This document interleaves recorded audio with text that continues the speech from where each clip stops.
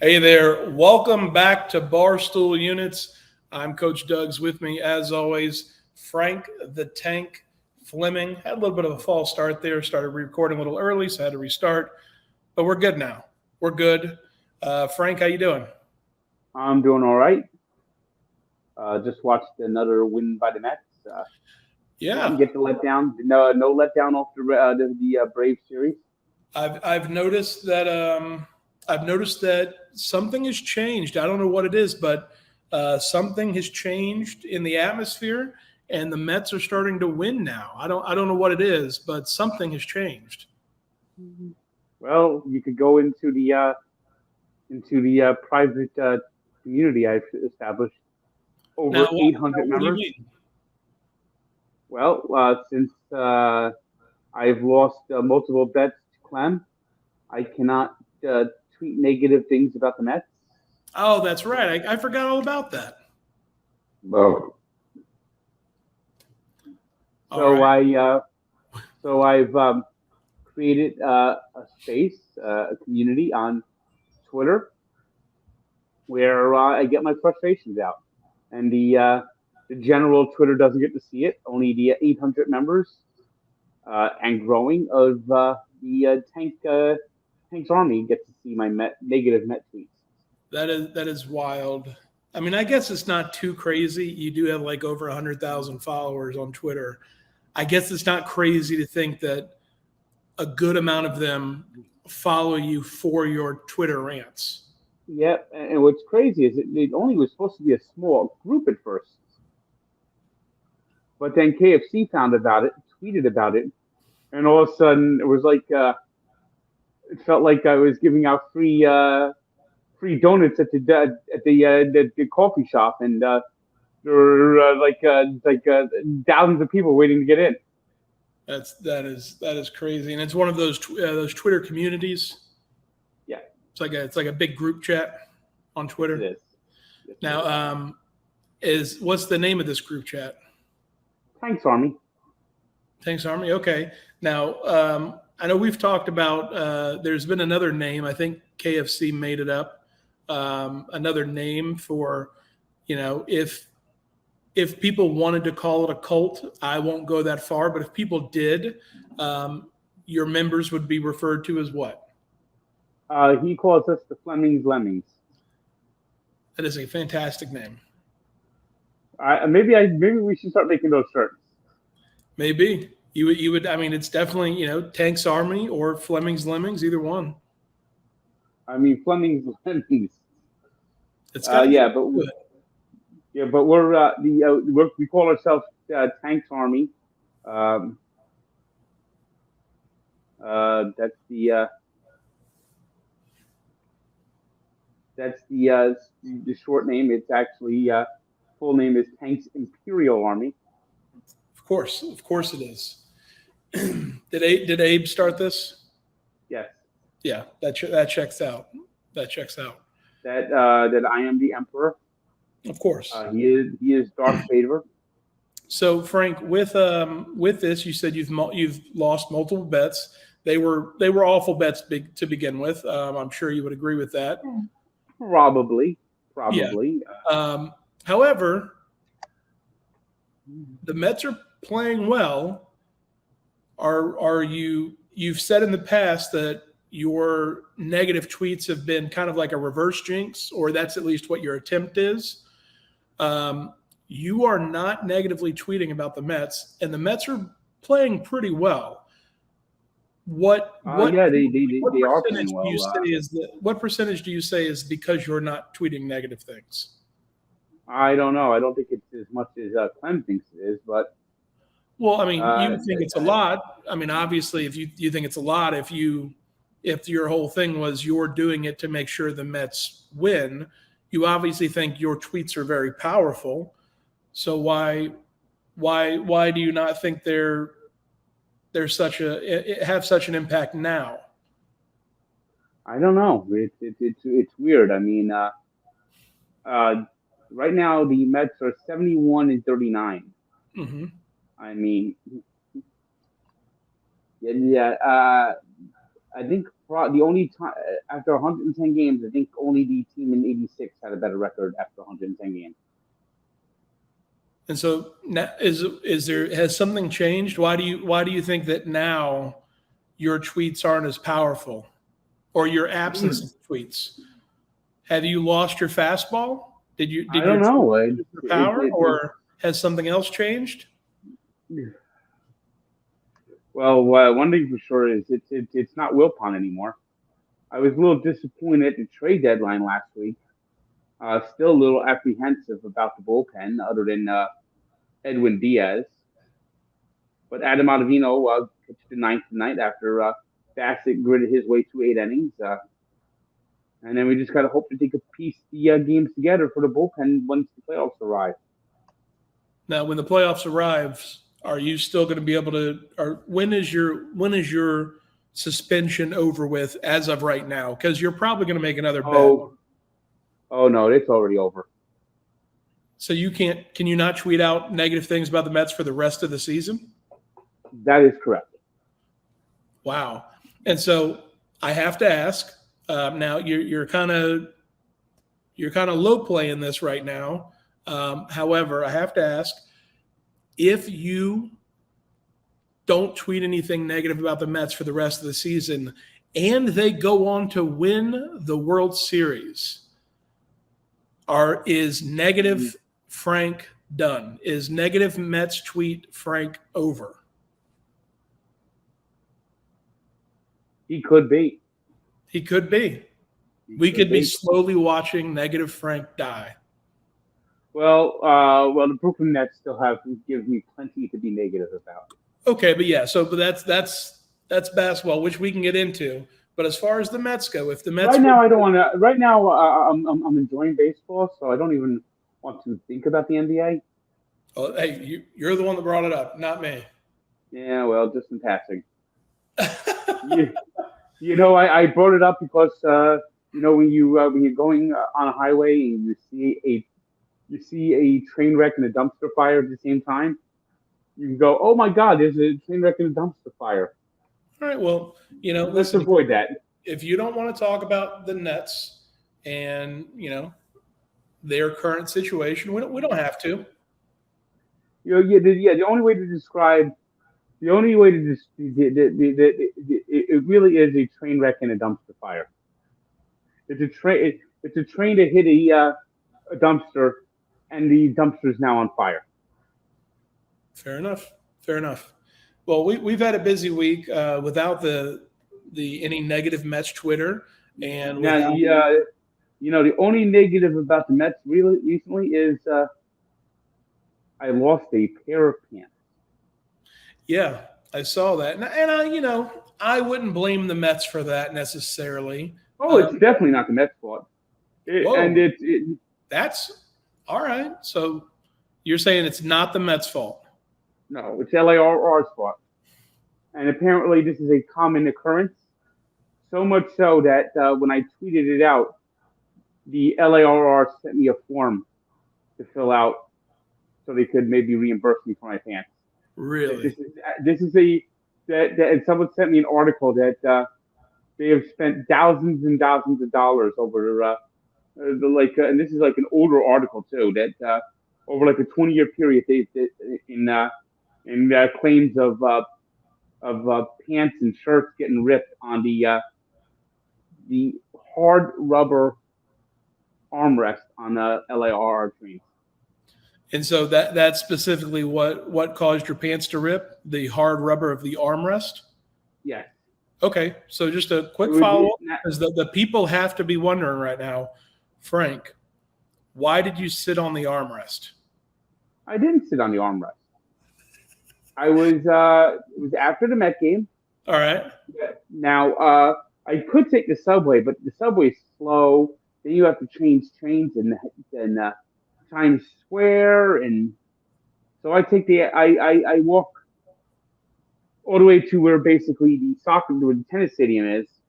There's a LIRR train, and you go down to there, and it's 15 minutes to Penn Station. Mm-hmm. But of course, the train's crowded, so I'm crowding on the train, and I'm trying to get into the seat, and it basically caught my pants, the hard rubber arm, as I was trying to sit down. So as you're sitting down, did you like slide in at an angle? Yeah, basically. How did your pants? How did the middle of your pants land on the armrest where it would have ripped there? Well, it wasn't the middle of the pants. It was actually my left cheek. Your left cheek. Okay, so the left cheek ripped open. So you were in the Yeah. process of sitting down, Yeah. and your left cheek hit the armrest. Yes. Okay, so that was when you were first getting on the LIRR on the way back to your house, on the way back to the unit complex. Yes. So what did you do with your split pants? I mean, did you have a jacket or something, or did you just ride the rest of the way home with split pants? I ride the rest of my way home with a split pants. Well, I was sitting down, so I'm sitting down for the 15-minute LIR ride back to Penn Station. Then I go upstairs in Penn Station. I got on a train to see Caucus, and then I got an Uber to here. So basically, I was sitting down 90% of the time. Gotcha. But if anybody saw you walking through the Secaucus Junction, oh yeah, they would have seen. They would have seen London. They would have seen France. They would have seen my underpants. for sure. Well, I'm glad. Hey, I'm glad they have a form where you might be able to fill out some information. I don't know. I mean, just for the record, that does suck that you got those $500 pants you had ripped. Just for the record, if only they were your cheaper pants. Well, you were with me when I bought these. I actually bought these down in Florida at DXL. Yeah, I mean, I know. Listen, $500 is a lot of money to spend on a pair of pants, but that's how much they cost. I'm sure. Good luck getting that reimbursed from LIRR. But hey, New Jersey Transit. If I recall, maybe I paid $45 for these, 45. Frank, what are you doing? I'm trying to get an official record here for you. But I'm honest. Come on, I'm not gonna rip people off. All right, Frank. After what the trains have done to you, I mean. Anyway, well, we've had a long week. Speaking of commuting, driving to Atlantic City last weekend for the National Sports Collectors Convention, but National Card Show. We went on Saturday. We were gonna try and get a hotel, but hotels were like $500. It was actually in Pup was there the same weekend. They were having issues getting hotels as well. I know. Yeah, the hotel situation in Atlantic City last weekend was pathetic. Actually, it shows me that Atlantic City is not a city that could handle major events. It was. I mean, it's the National Card Show. There's thousands of people coming, but the hotels were like $500.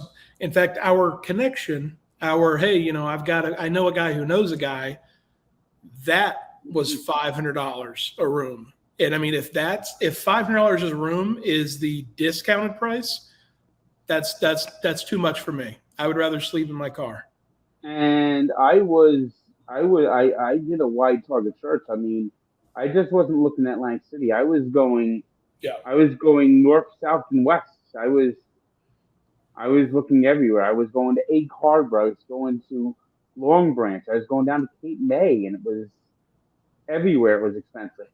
Yeah, and it's by the time you get an hour out, it's like if you're an hour out and it's still expensive, we were 2.5 hours out, 3 hours. Yeah, it's about 3 hours. It's about a 3-hour drive with traffic and everything. But so we ended up going to the National Card Show on Saturday, and we had fun. We met up with some of the connections we've made with Whatnot. They got us passes. We're doing the Whatnot breaks, and we're auctioning off a whole bunch of other stuff on Whatnot now. And maybe one of these days I'll auction off my pants on the Whatnot. We're going to be auctioning off a lot of stuff. All the money goes to the Barstool Fund. Hey, listen, if somebody's willing to buy it and pay for shipping, go for it. I'm not sure the LIR might want you to turn those in as evidence, but if they don't, maybe we'll auction them off. But yeah, so the card show, I had fun. I met a bunch of people, got some good connections, but it wasn't nearly as good as it was last year in Chicago. No, Chicago was a much bigger city, bigger convention hall, more vendors.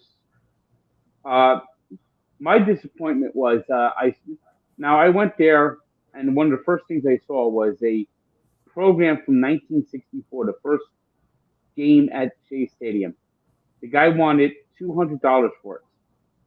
I was willing to pay $200 for it. He just was cash only. I didn't want to give him $200 cash at that time.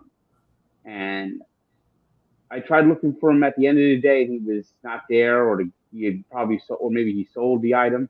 I couldn't find him again. And I wish he would have taken the card. I would have paid $200 on the card. It's just that when it's one of the first things you see, you don't see the whole floor yet. You don't want to go, oh, I'm going to buy that for $200. Yeah. I wanted to walk around first, and then hopefully one day I'll find it again. If he was a big vendor, I'm sure he'll be in Chicago next year, where it's going back, which I'm happy for, because I'll definitely going back to that. Yeah. Chicago is a much better city for this. Yeah, in Chicago, there was a lot more stuff to do. It was, sports city, Cubs, White Sox. So yeah, more sports to go to, bigger city. And Atlantic City just doesn't know how to handle anything. The parking was a shit show. Yeah. But other than that, we met some cool people. Met some fans, got introduced to some cool people, and it wasn't a waste at all. But it definitely wasn't. I felt like in Chicago, we walked around. I didn't see everything until maybe the third day in Chicago. I walked this floor at least 3 times and looked at everything, and I just really didn't find anything I was interested in. Yeah. There were things that maybe I would have brought or considered buying. I just didn't really go in on that. Yeah. But I got a New York Mets Statue of Liberty, so that's nice. Yeah. And was that your one purchase of the day? Did you get? Yeah. Is that? Yeah. So like I said, I didn't buy anything, but hey, I didn't buy anything. I didn't spend any money. That's still money I have left over, and Remember last year, I was like, I almost needed like a second car to bring all the stuff. Yeah. I got. It was like last year was legitimately like a kid who had just gotten his bar mitzvah money or something. I don't know. You just had money in your pocket. You were willing to spend it. But, then again, we went on Sunday, which is where you got a lot of the stuff. And, we didn't go on Sunday this time because I don't think it would have been worth it. Because, again, it was me driving out there. So it would have been 5.5 hours. It would have been nice if we could have found a hotel, but that is a tiring drive, especially after walking around for 3 hours. Yeah. But I do think I'm going to be, especially after Rough and Rowdy, I'm going to be Doug's Den. We're going to be pumping out weekly episodes again. And with that, I plan on going to a lot more card shows, whether they're local, there's card shows sometimes at the American Dream Mall, whether they're regional, maybe, taking a train down to Philadelphia. If they have a card show in Philadelphia, stuff like that. But we'll be pumping out a lot more Doug's Den content, card content, collectors content after the fight. That would definitely be nice. Yeah. Speaking of the fight, Rough and Rowdy coming up. It's coming fast. Yeah, it's less than 2 weeks away. It is August 19th. Rough and Rowdy 18 on the 19th, and I'm away now. Yeah, I'm feeling good. I have my cardio is good. My cardio is up there. I sparred today. I'm doing multiple minute rounds to make sure I can get through 3 1-minute rounds. That's not going to be a problem. I can get through 3 1-minute rounds, no problem. I am still having issues fighting though, as far as still working on technique and, punches and everything. I haven't been in fights in 7th grade, so I'm not used to fighting in general, but actually, having a strategy and, jab, jab, hook, block, all that stuff. So I'm still working on that, but the cardio is good. Cardio is good. In fact, I've sparred with a very athletic gentleman twice now, and they didn't put it in stool scenes. I'm trying to get the clip for it. He gave me a good right, like a good right straight to the nose. And I'm actually wearing different glasses. I don't know if it was that right hand, but I feel like my astigmatism has changed eyes. I'm rotating my glasses, trying to figure out which glasses, work best, because some glasses I'm putting on, I'm like, that looks blurry. Jeez.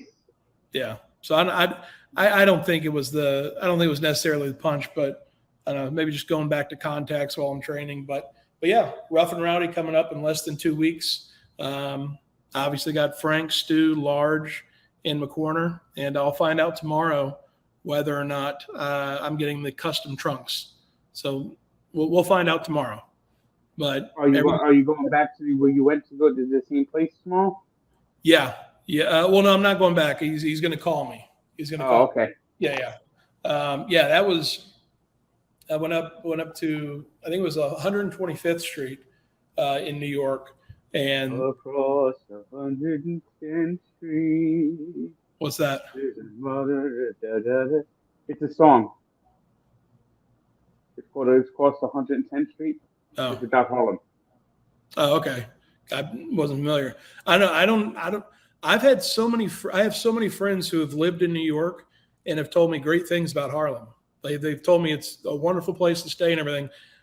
I got off 125th Street, and there was I only had to walk 1 block, but it was like Skid Row. It was, I remember when we were in Boston, and it was just kind of like small tents popped up here and there, and just like zombies, like people just hunched over and like. But you see that everywhere in New York. I mean, I'm not used to it. There's a lot of good architecture in Harlem, a lot of good brownstones. And I know you talked about maybe wanting to try some restaurants, and I don't know if it's actually a barbecue place. I know it's a soul food place. Yeah. Called Sylvia's, and a lot of these soul food places and they call it soul food, which is just the vernacular, but it's very similar to Southern cooking. Well, yeah, no, I'm Frank, I'm familiar with soul food. But supposedly Sylvia is the top soul food place in New York City. Yeah. All right. Well, we'll have to try that out. I know for sure once Rough and Rowdy's over, once the training's done and everything, that I am going to try. I've tried a few New York barbecue places, and I haven't found anything I like. I'm going to go on a search to find good New York barbecue. We'll see if I can find it. We'll see if it's even a thing. But I'm going to go on a search. Now we're going to have to come up with a title for you, and maybe our audience could help us with a title for you. Or I'm doing the raw dogging. Dave's got the one bite. Glennie's got booze and burgers. We need a title for your barbecue. Yeah. Videos. Well, we'll see. We'll see. Got a few weeks till that comes around. But yeah, I'm excited. How does this sound? Doug's Digs In. That it might be too close to Doug's Den. You say Doug's Digs In? Yeah. I'll think about it. We'll throw it out there. We'll throw it out there and see. But I don't know. I'm excited for it though. I'm excited. A lot of stuff going on with Whatnot, especially. You haven't been on? Have you been? Yeah, you were on one of the auctions in the Yak, right? Yeah, I did the auction off a few stuff off my desk. Yeah. And then Jersey Jerry, just got on Whatnot. He's going to do some auctions and stuff on there. I think he's doing that from his own personal account. But yeah, I think it's a good way. They're not a sponsor of the pod or anything, or this show, but we know a few people there, and they're good. They're good people running it. And if you have some things to sell, it's kind of an auction site, kind of like eBay, but it seems to be much easier. And the auctions are, right when you start them, so you don't have to put it on there for 7 days and wait. But yeah, they're pretty cool. Speaking of making money, I know Frank, you have your cameos. I got back on cameo. Yeah, I'm now in tax season. You have the IRS, the guys, the accountants in March. They're just they're doing 16-hour days, but they're raking in the cash. Well, it's not that time of season. Everyone loves that, getting me to do their fantasy draft order. Yeah, and I have a special way of doing it. I play the Dean from Hard Knocks in the background, and I have the numbers in the top, and I pull it out, and that's how I get their draft randomized. Yeah, like I said, I just got back on it myself, and that's what I'm doing as well. That's what I mean. It is that season where that's what people want, and I don't have a coin jar. I just kind of pick how I like the names. Some names I like better. If your name is Jack, or if you have Jack somewhere in your fantasy football name, you're probably going to draft up near the top. But yeah, well, so if people think you make a lot of money on Cameo, imagine how much money you would make on OnlyFans. Jordan Woodruff in our office just started an OnlyFans. She's charging $30 a month for a subscription. She has over 800 subscribers, Frank. Mind blowing. 800 subscribers at $30. That's $24,000. $24,000, Frank. $24,000 a month. A month. So of course, everyone in the office is like, "Oh, we're going to start an OnlyFans. We're going to start an OnlyFans." Everyone's starting OnlyFans, and I thought, first of all, there are some weird people out there that would definitely be into a Frank OnlyFans, but I just don't. What are your thoughts on that, Frank? Would you ever start an OnlyFans? I would need a lot of convincing and people to help me set it up. Well, otherwise, Frank, the setting up part, that's silly. That is taken care of. That's as simple as turning on your phone, which I know might be difficult for you, but people with iPhones, it's very easy. So I'm now close to 26,000 subscribers on YouTube. Really? Congratulations. Yeah. That's awesome. Let me check now if I've gone over 26,000. And I have gone over 26,000. That's awesome. What is your next big goal for YouTube? 30. I'm saying, are you doing anything for it, or you're just excited for 30? I mean, are you pushing anything for that? I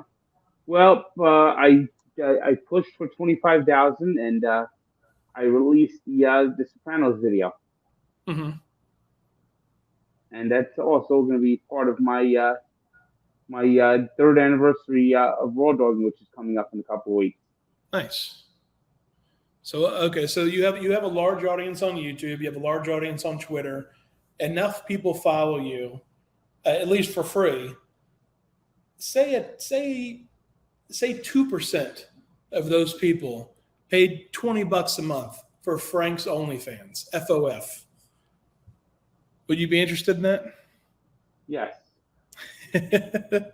And here's the thing, Frank, if they subscribe to your OnlyFans, maybe through there, you give them the shout outs and everything. Maybe if they're a subscriber, they get one free shout out or something like that.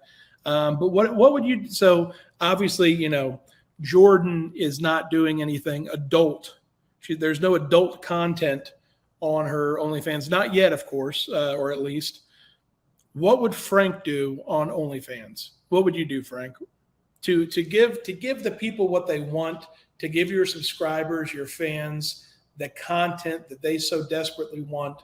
What would you do on OnlyFans, Frank?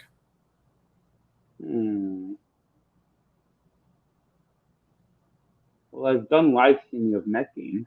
Okay, so you would do a live stream for a Mets game.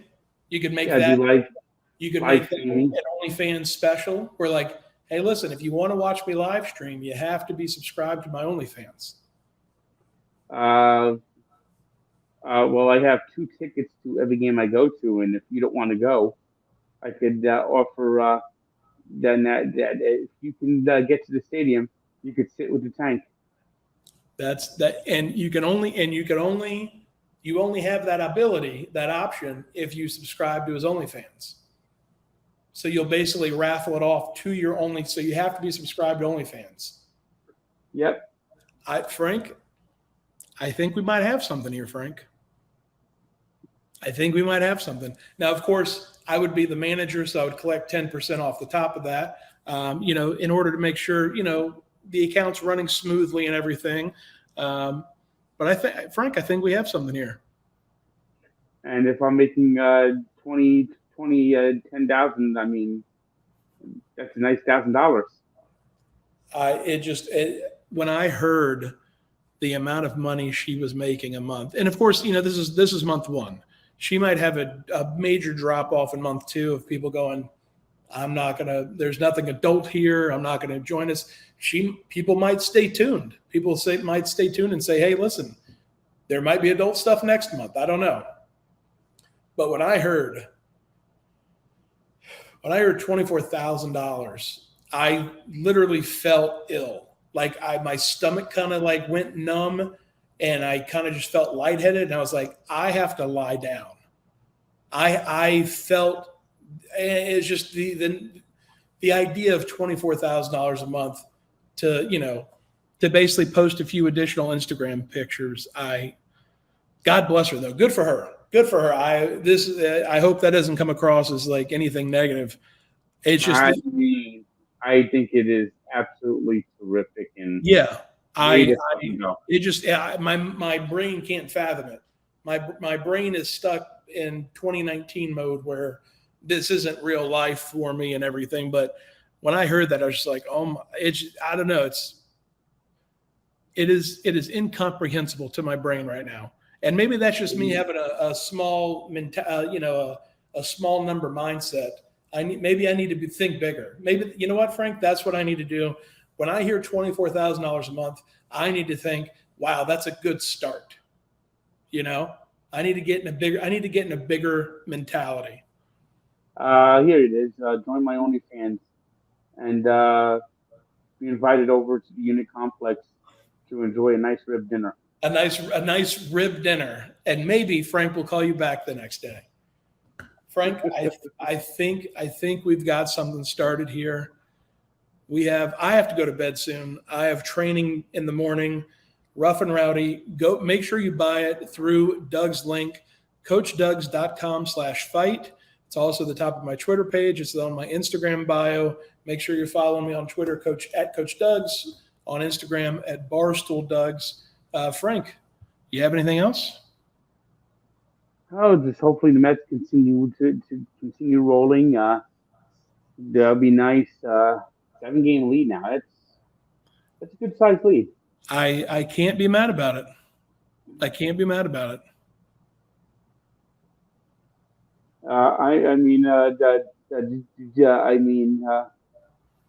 The Braves might actually be frauds. Okay, Frank. All right. Now, okay, listen. I understand that you don't like blooper, but you've gone too far. Why do you think the Braves are frauds? Because their record against teams that winning above 500 is not good. Okay, well, I mean, that's just, that's one way to look at the numbers. That losing 4 out of 5 to the Mets, they're now 5 games under 500 against teams that are actually 6 games under 500 against teams that winning records. So is that because the Mets are good? Yep. Okay, so the Braves lost to a good team. I'm okay Yeah. with that. And when they caught fire, it was because they were playing shit teams. Well, see, okay, let's get into it. That's what you say now, but you were very upset when they were winning. Yeah, because they were playing shit teams. But if that was your mindset, then why were you getting mad about it? Because that's all they were playing were shit teams. They had a 29 game stretch where they played every team they played was below 500. But you knew that stretch was going to come to an end. It felt like it never was going to come to an end. So why would you get upset about it if you knew they were just beating bad teams? Why wouldn't you just say, okay, well they're just beating bad teams. It's not gonna last. I mean, you got really upset, Frank. You were cursing out on TikTok. You were cursing in a family-run laundromat in Cherokee Nation, Oklahoma. I mean, that's how upset you were. So I mean, I don't know how can you on one hand get that upset about it, and then also say, oh well, the Braves were just beating up on bad teams. Well, just think if instead of going 14-0, they would have went 10-4 on that stretch. It would have been a lot. I could have handled that a lot better. I don't know. That's what you say now, but you were getting really upset when they were winning. But it was 14-0. Yeah, but according to you, it was only because they were beating bad teams. Yeah. So why were you getting so upset then? If it was just because they were beating bad teams? Because that 14-game stretch came against the Rockies, who are in last place, the Pirates, who are in last place, the Nationals, who are in last place. Yep. We've established that. We've established that the wins were coming against bad teams. So if that is the case, why were you so upset about it? Because it was frustrating. Why? If you knew they were bad teams, then you knew that once they played good teams, it would go away and they wouldn't be good against good teams. I did not know it would go away. I really thought that. So you thought when they played the Mets, they were going to lose to the Mets. So at the time, you thought the Braves were a good team. Well, I don't know. They are the defending world. They are the defending world champions. That is true. They are. I just have a lot of bad memories from the 90s. Yeah, I don't know. It seems like you have a lot of bad memories from all the years. Yes, I do. I mean,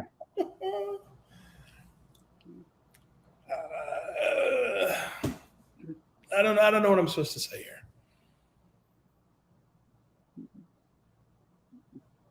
well, all I know is the Mets are 32 games over 500. They've only this will be only like the 6th time in team history that they've been 32 games above 500. Mm-hmm. And it has nothing to do with your absence of negative Mets tweets. I don't know. We'll see. Maybe. Frank, you were so confident that your negative tweets were anti-jinxes. You were so confident in your tweets' power. But now that you're not able to tweet and the Mets are doing well, we'll see. You are a crazy person, Frank. You already knew that. You cheer for the Mets and the Nets and the Dolphins. How about the Dolphins? And the Devils. The Dolphins, I mean, you think he'll have to sell the team? I really hope so. Here's a question. I posed this, and I haven't seen it, but I think they've talked about it on the rundown. In fact, I think it might have been the day I asked on Twitter. If the Dolphins were punished for talking with Tom Brady, why is Tom Brady not punished for being an active participant in those talks? Do you feel that Tom Brady should be punished? Now, I understand somebody said it was the CBA issue and that players cannot get in trouble for participating in tampering, which I think that's silly. And obviously, I understand if a team reaches out to a player, they shouldn't be in trouble for being reached out to. However, Tom Brady was an active participant. It said that the talks were ongoing throughout the football season. Basically, it started at the Michigan alumnus luncheon. Yeah. So do you feel that Tom Brady should be punished at all for actively participating in the tampering? Tom Brady, I think a player's responsibility is to say, "Look, I can't talk to you. If you want to talk about me coming to join you, I can't do that. I'm a player of your team," and report it to the league. I think that's the player's responsibility. That's what I'm saying. So if Tom Brady was an active participant in the talks, which it sounds like it was, based on the reports, do you feel that Tom Brady should be punished? Nah, no. It's the owners that are the assholes. And so even if a player is an active participant in the tampering, and even if they're having talks with multiple other teams while they're under contract with their own team, do you think that's just the players? The players are going to do what's best for them, and as long as you hold the teams responsible, then it doesn't matter what the players do. Yeah. Now, with that attitude, do you ever fear that the NFL would turn into the NBA with players having too much control? No, that would never happen in the NFL. Too many players? Too many players. Yeah, too many players. Makes sense. And there's a saying in the NFL. It's all about the shield. Is that a saying in the NFL? It has been at one point. I don't know if it is so much anymore. Roger Goodell's a fucking moron. It sounds like it's a saying in the NFL in the commissioner's office. Yes. I don't think there's players on Hard Knocks walking into the locker room saying, "Hey, it's all about the shield, baby." And we got the Detroit Lions premiering tomorrow, by the way. Yeah. And there's somebody we know on the Lions. Yeah, someone you've had a few conversations with. Yep. How'd that first one go? Basically, I said the Lions. Wow. You want to talk about a factory of sadness? Is that what you said? A factory of sadness? Yes. Jeez, Frank. You know how to kill a man's spirits. You know how to kill a man's spirits. And well, now he's going to be on Hard Knocks. You want to talk about? I complain about the Nets. I complain about the Nets and the Devils and the Dolphins, and you complain about the Jaguars. Lions have won one playoff game in 65 years. Yeah. What was that, 2015? No, 1992. 1991, January 92.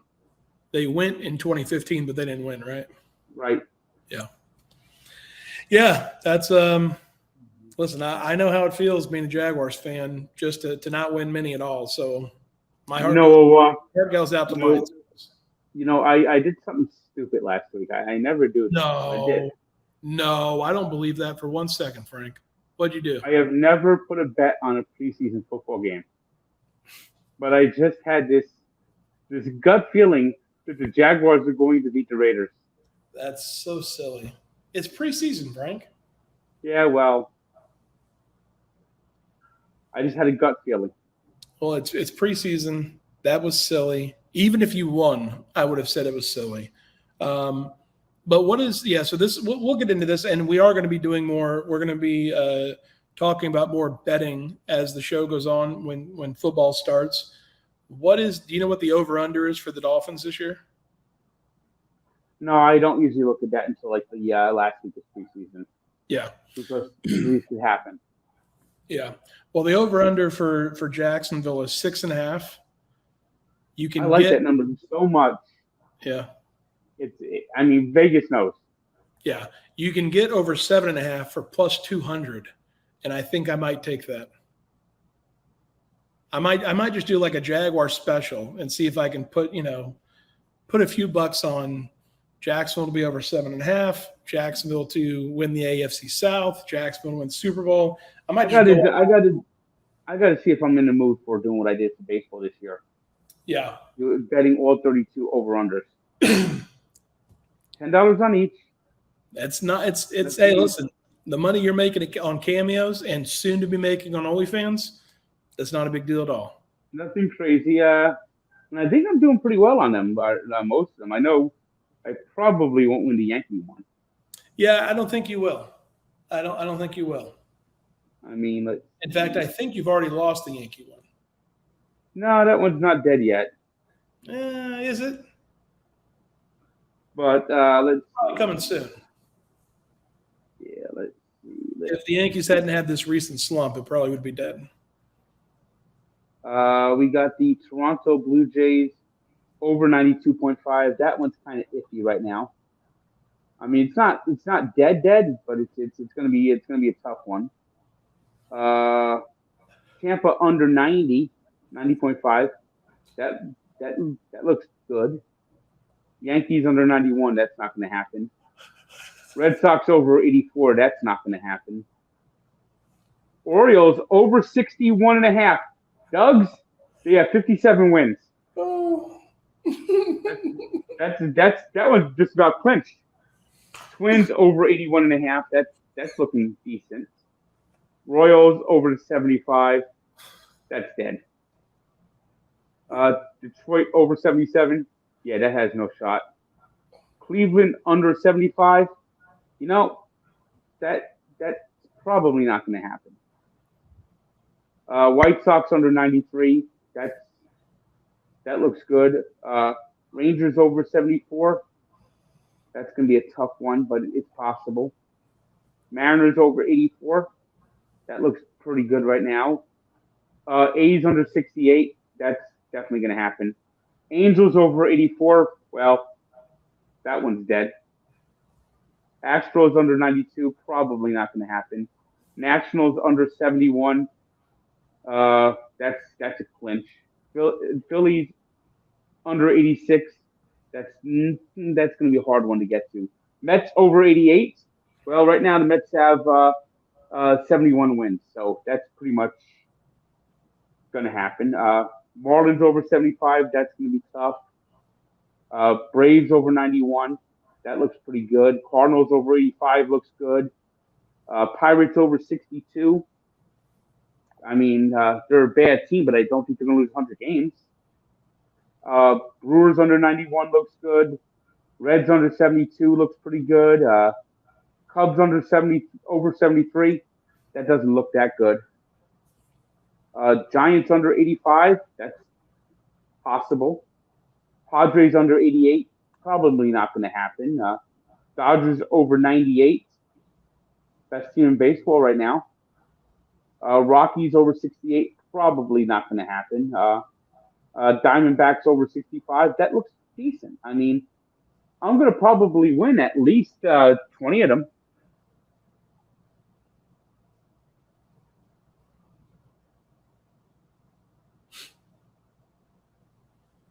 Oh, what happened? I feel, Frank, I'm going to be honest with you. I feel like I just got filibustered. I did not expect you to go off and list your 30 MLB bets. we have to. I didn't want to be rude and stop you, but we have to come up with a filibuster something if that ever happens again. I can't believe you just listed off 30 bets. I mean, that's just wild, Frank. But you feel like you're 50-50 at least? At least 50-50. At least 50-50.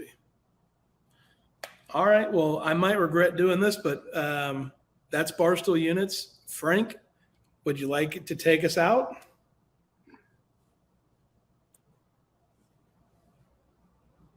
See you next week. Click like and subscribe.